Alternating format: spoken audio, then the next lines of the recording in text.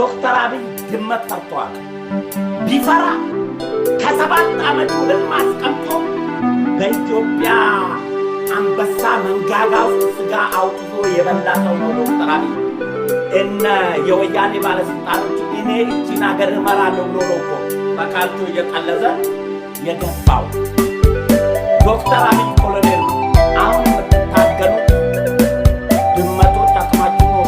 እስኪ ከእናንተ ፖለቲከኛ ውስጥ ሽጉጥ መተኮስ ይችላል? ልደቱ ነው? ጀዋር ነው? ቴዎድሮስ ጸጋዬ ነው? ሀብታሙ አያሌ ነው? ሽመልስ አብራ ጆሮ ነው? ማን ነው እስኪ ንገሩ።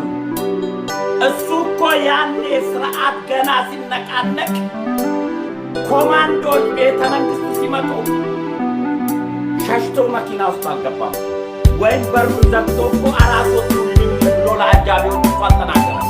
ፎቱን ለአጃቢ ሰጥቶ